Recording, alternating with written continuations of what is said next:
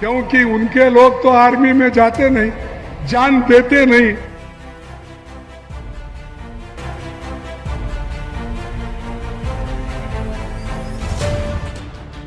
नमस्कार दोस्तों, political tonight के इस शो में आपका स्वागत है। आपके साथ मैं हूं एन.के. चतुर्वेदी और आज पॉलिटिकल टुनाइट में हम जिन 3 बड़ी खबरों पर बात करने वाले हैं उनके बारे में आपको बता देते हैं।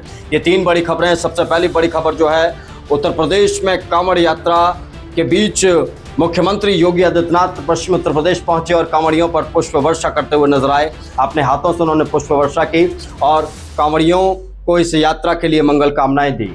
दूसरी बड़ी खबर जो आज पॉलिटिकल टुनाइट का हिस्सा है, वो दूसरी बड़ी खबर है मल्लिकार्जुन खड़गे। मल्लिकार्जुन खड़गे उत्तराखंड पहुंचे और उन्होंने वो मुद्दा उठा दिया जो मुद्दा कहीं ना कहीं आज युवाओं से जुड़ा हुआ मुद्दा है। यहाँ मल्लिकार्जुन खड़गे ने अग्निवीर योजना का जिक्र करते हुए मौजूदा सरकार पर हमला बोला, वहीं अपनी सरकार वापस आने पर भी कुछ वादे यहाँ पर युवाओं से करते हुए मल्लिकार्जुन खड़गे नजर आए। और तीसरी बड़ी खबर जो पॉलिटिकल टुनाइट में आज हिस्सा बनी है, वो खबर है प्रयागराज में छात्रों की गूंज और छात्रों की गूंज कार्यक्रम में राहुल गांधी की एंट्री। राहुल गांधी को रोकने की कोशिशों की बात सामने आई। कई दावे किए गए कि जहां उन्होंने बुकिंग की थी उस बुकिंग को रद्द कर दिया गया, कुछ हवाले दिए गए, लेकिन राहुल गांधी आखिरकार प्रयागराज पहुंचे और अपने छात्रों की गूंज कार्यक्रम में वो लगातार छात्रों के साथ इंटरेक्ट करते हुए नजर आए। आज पॉलिटिकल टुनाइट में इन्हीं 3 खबरों पर होगी बात।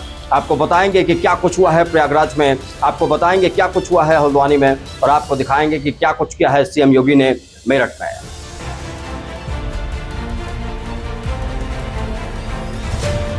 तो दोस्तों, सबसे पहले जो तस्वीर हम आपको दिखाने जा रहे हैं वो तस्वीर है उत्तर प्रदेश के मेरठ की। उत्तर प्रदेश के मेरठ जब सीएम योगी आदित्यनाथ पहुंचे तो उन्होंने हर बार की तरह वही किया जो वो करते आए हैं। इस बार सीएम योगी की ये आखिरी पुष्प वर्षा बताई जा रही है कांवड़ियों पर बतौर मुख्यमंत्री, क्योंकि इसके बाद मुख्यमंत्री का कार्यकाल समाप्त हो रहा है। जब अगली बार कांवड़ यात्रा आएगी तो उस कांवड़ यात्रा के दौरान कौन प्रदेश का मुख्यमंत्री रहेगा, किसकी सरकार रहेगी, ये 2027 के विधानसभा चुनाव के बाद पता चलेगा। तो मैं आपको बताऊं कि आखिरी बार सीएम योगी आदित्यनाथ ने मौका नहीं छोड़ा। हर बार की तरह वो इस बार भी इस कांवड़ मेले में शामिल होने के लिए, कांवड़ियों का अभिनंदन करने के लिए मेरठ पहुंचे और मेरठ में उनके साथ वहां पर मौजूद थे राज्यसभा सांसद लक्ष्मीकांत वाजपेयी, उनके साथ मौजूद थे सोमेंद्र तोमर, उनके साथ वहां पर मौजूद थे विधायक अमित अग्रवाल और तमाम बीजेपी के स्थानीय नेता। यहाँ बीजेपी के मुख्यमंत्री यानी कि मुख्यमंत्री योगी आदित्यनाथ ने कांवड़ियों पर पुष्प वर्षा करते हुए उन्हें इस कांवड़ यात्रा के लिए हार्दिक शुभकामनाएं दी और उनका अभिनंदन किया। आइए जरा छोटा सा वीडियो आपको दिखाते हैं।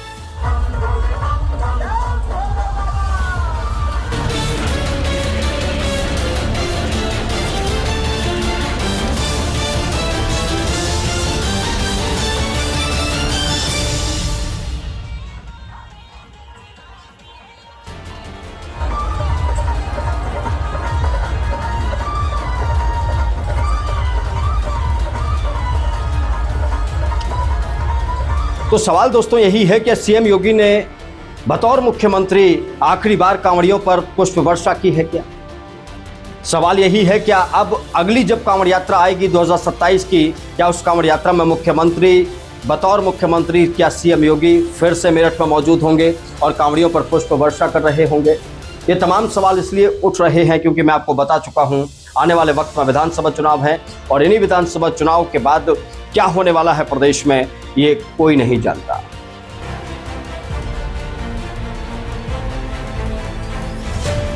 और दोस्तों, जब हम दूसरी खबर की बात कर रहे हैं तो अब चलते हैं आपको लेकर उत्तराखंड के हल्द्वानी में, जहां कांग्रेस के अध्यक्ष मल्लिकार्जुन खड़गे पहुंचे और मल्लिकार्जुन खड़गे ने यहां पर अग्निवीर का वो मुद्दा उठा लिया जो युवाओं की नस बन चुका है।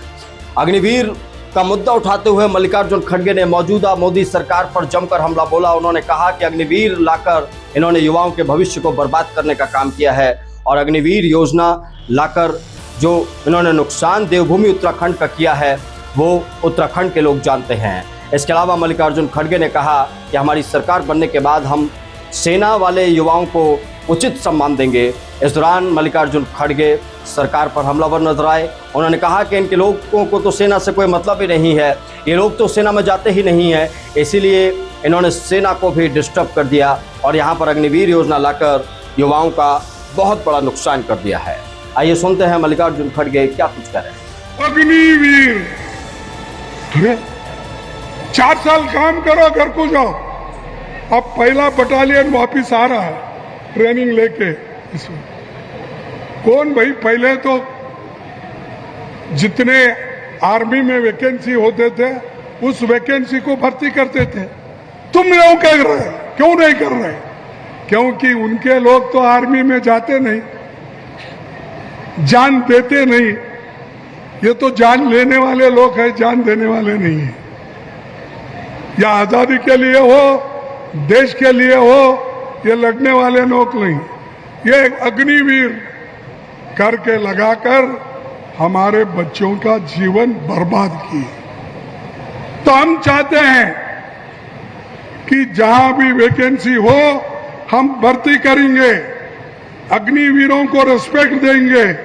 उतना ही नहीं, ओल्ड एज पेंशन जो पिछले का है, जैसा हम हिमाचल में लागू किया, यहां भी लागू करेंगे। तो यकीनन दोस्तों, अग्निवीर मुद्दा वाकई में युवाओं के लिए रोजगार से जुड़ा हुआ बहुत बड़ा मुद्दा है। आपको याद होगा जब अग्निवीर स्कीम लागू हुई तो उस दौरान युवा काफी गुस्से में आ गया था। युवाओं ने हंगामा किया, तोड़फोड़ हुई, आगजनी हुई, प्रदर्शन हुए, लेकिन सरकार ने अपना फैसला नहीं बदला। लेकिन अब जब चुनाव नजदीक आ रहे हैं तो विपक्षी पार्टियों के लिए ये एक बहुत बड़ा मुद्दा है।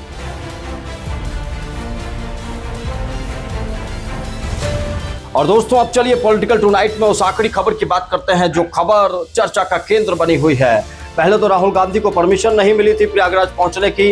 हालांकि कांग्रेस के तमाम नेताओं ने, प्रदेश अध्यक्ष अजय राय ने कहा था कि कुछ भी हो जाए राहुल गांधी प्रयागराज पहुंचेंगे और यहाँ छात्रों की गूंज कार्यक्रम में सम्मिलित होंगे और यहाँ छात्रों को संबोधित भी करेंगे। और हुआ वही, राहुल गांधी अपने तय कार्यक्रम से 2 घंटे पहले प्रयागराज पहुंच गए। और प्रयागराज पहुंचने से पहले जो स्टेज पर जो भीड़ दिखाई दी, जो स्थल पर भीड़ दिखाई दी कांग्रेस अध्यक्ष राहुल गांधी को सुनने के लिए, वो भीड़ अपने आप में ये इशारा कर रही है कि इस वक्त राहुल गांधी ने जो मुद्दा उठाया है वो वाकई में देश की युवा की नब्ज का मुद्दा है। और वो मुद्दा कहीं ना कहीं कांग्रेस को राजनीतिक रूप से भी फायदा देगा और बीजेपी को राजनीतिक रूप से नुकसान देने जा रहा है। कुछ तस्वीरें जो वहाँ से सामने आई, आपको तस्वीरें ज़रा देख लीजिए। पहली तस्वीर जो हम आपको दिखा रहे हैं वो उस वक्त की है जब राहुल गांधी वहाँ नहीं पहुँचे थे छात्रों की गूंज कार्यक्रम में। और उस दौरान आप देखेंगे तो एक हॉल में इतनी भारी भीड़ है युवाओं की कि इन युवाओं की भीड़ को इस वक्त मापा नहीं जा सकता। यानी कि राहुल गांधी की बात को सुनने में युवा इंटरेस्टेड है। और छात्रों की गूंज कार्यक्रम में राहुल गांधी ने क्या कुछ कहा, किस तरीके से छात्रों से बातचीत की और कौन कौन से मुद्दे उठाए, आइए जरा वो भी सुन लेते हैं। प्रॉब्लम क्या है मैं आपको बताता हूँ। प्रॉब्लम है कि आप पढ़ाई करते हो, पैसा डालते हो, मेहनत करते हो, मगर रोजगार के सारे दरवाजे हिंदुस्तान में बंद पड़े हुए हैं। एक दरवाजा खुला नहीं है। दरवाजे कौन से हैं? पहला दरवाजा मैन्युफैक्चरिंग का। आज दुनिया में आपको मेड इन चाइना दिखेगा, मेड इन वियतनाम दिखेगा, मेड इन बांग्लादेश दिखेगा, मगर मेड इन इंडिया नहीं दिखेगा। इसका कारण है नोटबंदी और गलत जीएसटी ने हमारे मैन्युफैक्चरिंग सिस्टम को खत्म कर दिया है। जो छोटे व्यापारी रोजगार दिलवाते थे, जो पहले हिंदुस्तान में होता था, leather industry, textile industry, automobile industry, अलग अलग इंडस्ट्रीज में मैन्युफैक्चरिंग जो होती थी, वो सारा का सारा खत्म हो गया है। पहला दरवाजा बंद। दूसरा दरवाजा एंटरप्रेन्योरशिप का, जिसको स्टार्टअप इंडिया कहा गया। स्टार्टअप इंडिया में सबसे जरूरी चीज आप जैसे स्टूडेंट्स को बैंक लोन, छोटे बिजनेसेस को बैंक लोन, फाइनेंशियल सपोर्ट। भाई और बहनों, हिंदुस्तान के बैंक्स आप जैसे स्टूडेंट्स को 1 रुपया कभी नहीं देंगे। तो दोस्तों, चुनावी साल है। कांग्रेस हो, बीजेपी हो, समाजवादी पार्टी हो, सभी अपनी राजनीति की तैयारियों को करने में जुट गए हैं। इस बीच कहीं मुख्यमंत्री योगी आदित्यनाथ कांवड़ियों पर पुष्प वर्षा कर रहे हैं, कहीं मल्लिकार्जुन खड़गे युवाओं से जुड़ा हुआ, अग्निवीर से जुड़ा हुआ मुद्दा उठा रहे हैं। कहीं राहुल गांधी शिक्षा परीक्षाओं में धांधली का मुद्दा जोर शोर से उठा रहे हैं और इस मुद्दे पर रोकने के लिए बिल्कुल भी राजी नहीं है। आज पॉलिटिकल टुनाइट में इन 3 खबरों ने जगह बनाई थी और इन 3 खबरों की डिटेल्स हमने आप तक पहुंचाई है। पॉलिटिकल टुनाइट में आज मेरे साथ इतना ही, लेकिन देश और दुनिया की तमाम अहम राजनीतिक खबरों के लिए आप बने रहिए हमारे साथ, देखते रहिए पॉलिटिकल टुनाइट। नमस्कार।